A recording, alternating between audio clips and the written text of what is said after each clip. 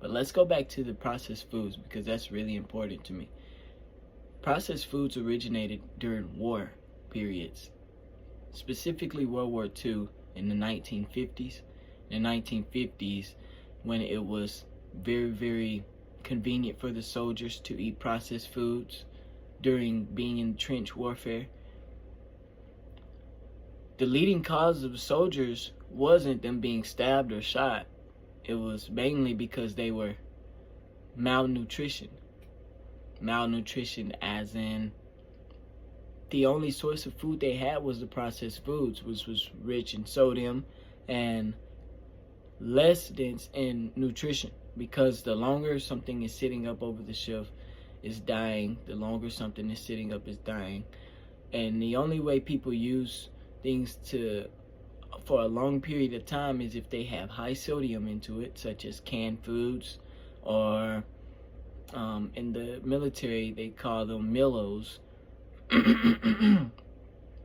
which are meals for soldiers even to this day.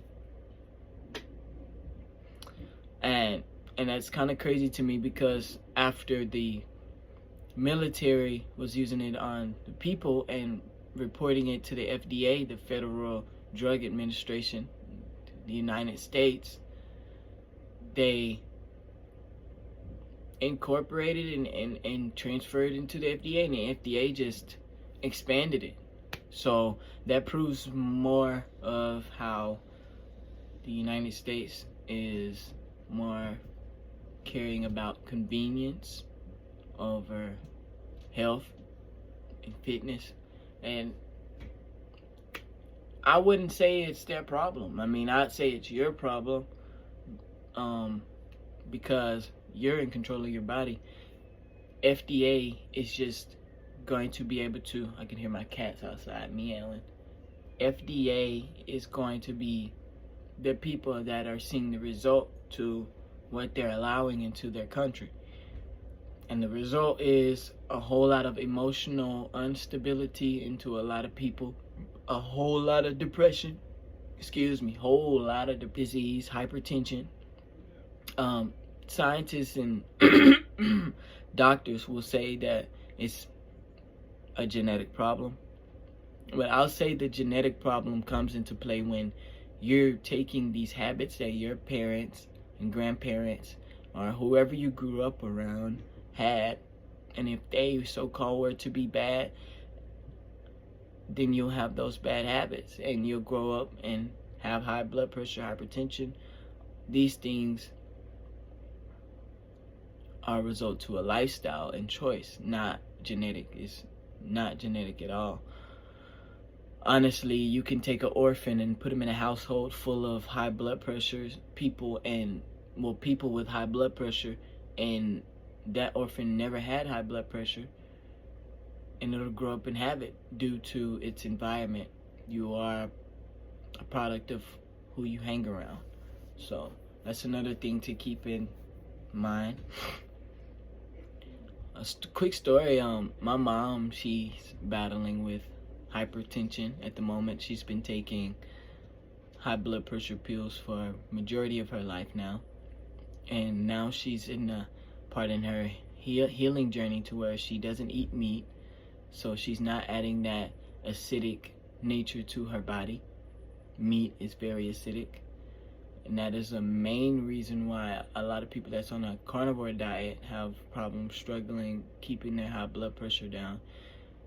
And she stopped drinking heavy caffeine. Caffeine is another reason why you would have high blood pressure, because it's a stimulant to the body, and it stimulates the blood to push more, to provide more energy for your body. Gang, if you just need to go to sleep, bro, just sleep more. All this 2-3 hours of sleep, believe me, I've been up grinding, but you need to take some days to where you rest so your body can heal, because resting is way more important than work all the time. I mean, resting is a part of the week where you can actually grow more than when you're growing, straining and training your muscles. Wise quote from Goku, you know what I'm saying? The main thing that I want you all to get about what hypertension is it's a energy and emotional imbalance to your body. Why? Because everything in the physical is tied to the spiritual, and just like how your organs all work together, your mentality, your spirituality, and physicality all work together as well. So same reason why I said it's not a genetic problem, it's simply a lifestyle choice. It's because that lifestyle choice that you're making is honestly going to be leading to you either being healthy or you being unhealthy. And what I want you all to pay attention to is, are you being healthy or are you just being convenient for yourself? Because convenience is basically you're not having self-care for yourself. Okay? You're just doing what you feel is normal and what is best for you in that moment in time, and you're not thinking ahead in the future on how it's acting and doing what it's doing to your body. When you're about to reach a stroke or a heart attack, it's going to get to about 170 over 100. Okay? These numbers vary, and it's very important to when you're tracking your heart rate and your blood pressure. Right? Now, I'm going to give you 10 different lifestyle habits to where you can prevent heart disease and when you can treat it as well.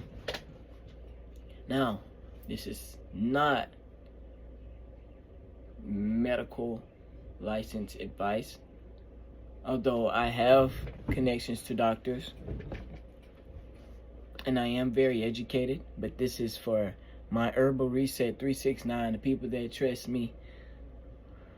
This is going to be a few different things that you can add into your lifestyle in order to better your experience.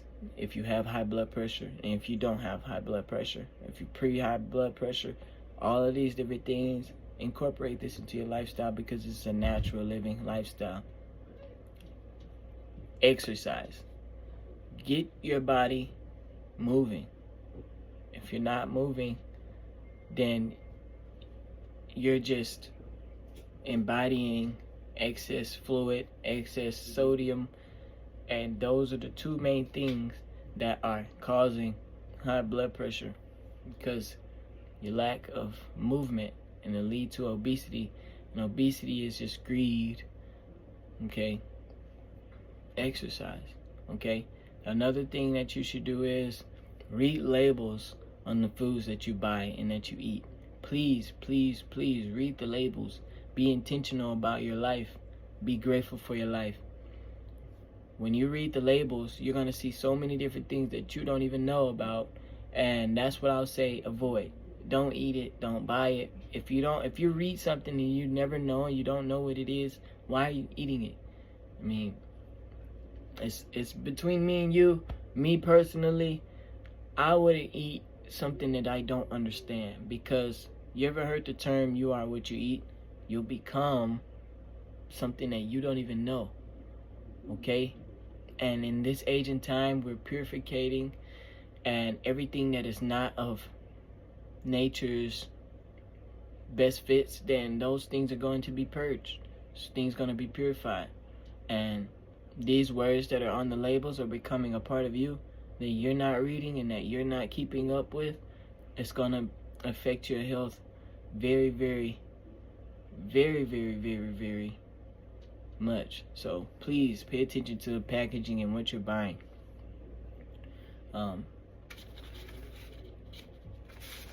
Another thing is avoid taking drugs if you don't have to, because drugs have side effects. Drugs have side effects, and if you keep on taking drugs over a long period of time, like pain pills or stimulants in general, cocaine, anything, meth, anything that you take that is in a pill or powdered form, it's going to have a side effect. You are seeking comfort. Just be real with yourself. You're seeking comfort. When you take Advil or Tylenol, you're seeking comfort because you're trying to escape that feeling, that ease, that dis-ease that you're feeling. You're trying to escape that in the moment, so you'll take that. And just like smoking or drinking or partying or cheating on a test or taking Tylenol, those are easy dopamines. And it has a side effect. And the side effect is going to be the thing that is going to be in the long run. And it's going to be longer to erase it and get rid of it than it took for you to simply just pop that pill or snort that coke or go to that club and have a good time when you got work the next morning. Lack of sleep. Avoid having to do things that you don't have to do. Okay? Especially if it has a bad side effect to your health. And that goes to reading the ingredients, reading the labels. Be more intentional about what you're consuming, because what you consume is what you're becoming, okay? Another thing that I want you all to do is, so I have it written down right here.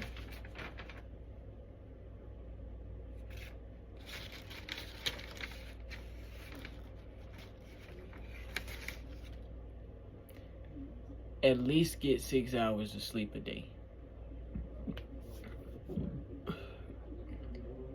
At least get 6 hours of sleep a day, because if you get 6 hours of sleep a day, you're not up damaging your body. Okay? You sleep. We have no control when we're asleep over our bodies unless you waking up and you see scratches on yourself. But 9 times out of 10, when we're asleep, we're letting our bodies heal. Please don't eat 6 hours. Please try to eat before, at least 4 hours before you go to bed. Try to eat before 6 o'clock. Go to bed by 9, 10 o'clock. You'll be good when you get up tomorrow. Okay? So, avoid processed foods. Cans, bags, plastic wraps. It don't matter. If it's processed, read the label. You see something on it that you do not understand, do not eat it. Do not buy it. Because what you're buying, and you're going to eat it. And when you eat it, you're going to become it. Okay? And why would you become or let something become of you, or you become one with something that you don't even understand what it's going to do for you? You just know what it's going to taste like and what it's going to make you feel like in the moment. But then about an hour later, you got that boom, boom, boom, boom, boom, boom, boom, boom, boom, boom, boom, boom, boom, boom. And that's happening because it's a result to you not paying attention and being intentional on what you're doing and what you're eating.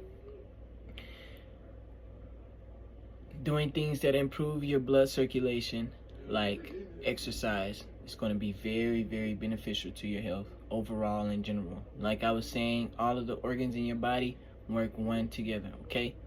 Now, manage your stress.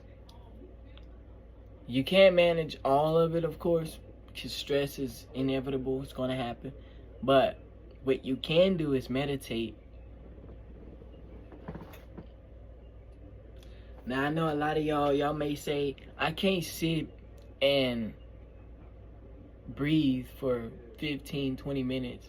But if you can do it for at least 10 minutes, gang, that's going to reduce your risk for heart disease by 30%.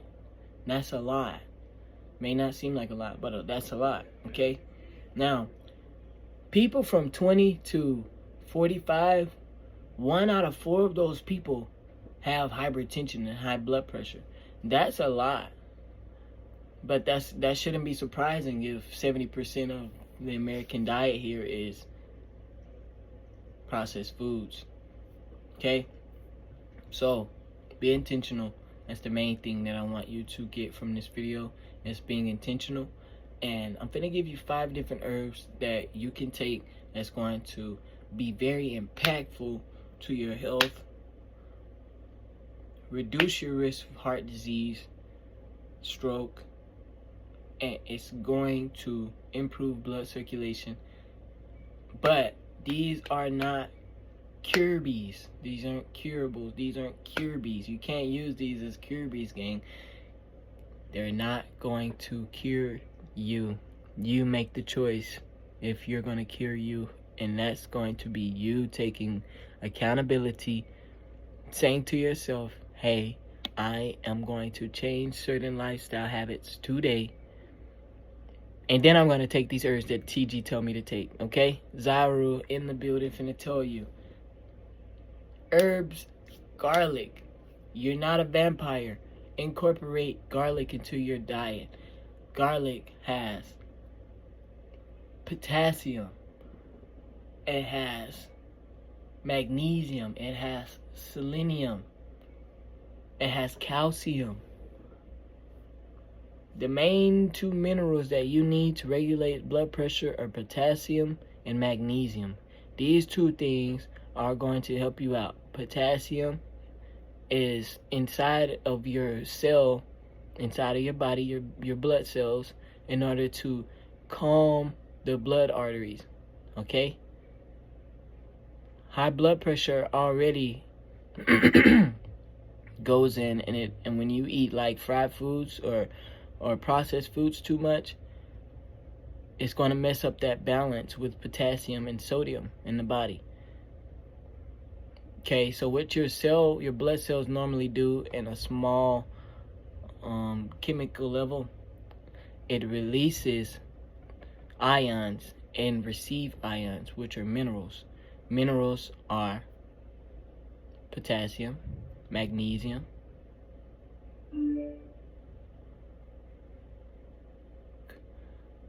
selenium, calcium. But the ones that we really need to pay close attention to in this scenario is the ones that are in the cell during the blood moving, circulating through the body. Potassium. Potassium is supposed to go into the cell. 2 potassiums go to the cell, and away from the cell are 3 sodiums. It goes out of the cell to get rid of excess sodium inside of the cell. Okay? Now, keep that in mind, because when you're eating foods and you're intentional about it, you'll get enough potassium, because potassium is in garlic, and garlic is going to help soothe that blood vessel walls, artery walls, and it's going to help the blood vessels get through the artery walls like they're supposed to, improve blood circulation. Magnesium inside of the garlic is going to help you out with good sleep at night. Okay, we all know minerals are very important for the body. Incorporate garlic into your diet. Hibiscus has potassium. Hibiscus is a herb. It's a flower, and I'm growing one outside at the moment right now. I'm in Mississippi. People probably that don't know, hibiscus is a herb that is originated first in the Caribbeans, I believe, or South America, somewhere around there. And what it does is it blooms during the summer times and the spring, and it falls from the tree every single day. Once it blooms, you won't see the same flower in there. Once it blooms, you won't see the same flower that you seen that day. It'll fall, and then it'll create another one the next day, or maybe the day before. You just got to keep them watered. Hibiscus is potassium in there, a lot of potassium. Has calcium, magnesium, and iron. The iron is what you'll color iron that when you familiarize iron, the mineral iron, when you familiarize that mineral, think of the color purple, because purple is really rich with antioxidants. It's dense in antioxidants. And when you drink hibiscus, it's going to get into your bloodstream like I'm not even going to say that because that's horrible for your houses. Don't even use it to clean, but bleach. Hibiscus is dense in antioxidants. The antioxidants are going to go throughout your lymphatic system, your bloodstream, everywhere, and help clean it out. Okay? You got hawthorn. Hawthorn is a herb. It's originated in Jamaica. It's a blood purifying herb. It's very potent, so you should take it every 2-3 days, and it widens the blood vessels. So the blood vessels are widened, so that way the blood cells can go through the vessels. Okay, and it helps relax and it helps improve circulation. Okay, obviously. Now, my favorite one to use at the moment, and I actually take this every day, is moringa.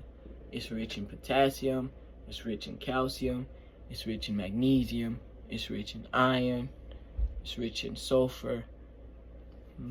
Moringa has 90% of minerals that your body is composed up of, and you want to get those minerals into your body at least once or twice every 4 days, okay, or every week. You need to be getting minerals into your body in order for your body to operate to its best. I don't really understand why you all just don't think of this, because minerals is basically what your body is made up of. Why wouldn't you want to give your body what it's made up of? You are what you eat, so why not eat the minerals? Okay, study the minerals, and then you'll know what to eat. I'll say eat whole foods. Nothing in the box, nothing processed. Stay away from a carnivore diet. If you're eating meat and you like to eat meat, but you need to be eating more fiber than you eat meat. If you got a plate with steak on it and you only got greens and cornbread, well, you need to eat half of that steak, eat the greens, and skip the cornbread. Now y'all looking at me like, why skip the cornbread? Because the cornbread is giving you no mineral value. The steak is not giving you any minerals but iron is an antioxidant, but steak is giving you more side effects than it would give you nutritional value. It first of all digests in your system. It takes a whole month for it to get out of your body, if that is enough. It's hard for your body, your stomach, to digest them, because we don't have the acidic level in our stomach like carnivores do. And it's very less nutrients dense, okay? So you need to be eating those greens in order for it to cope for the lack of minerals and the lack of lubrication into your digestive system to get that meat out of there, okay? The cornbread just not gonna do nothing at all, okay? So keep track and be in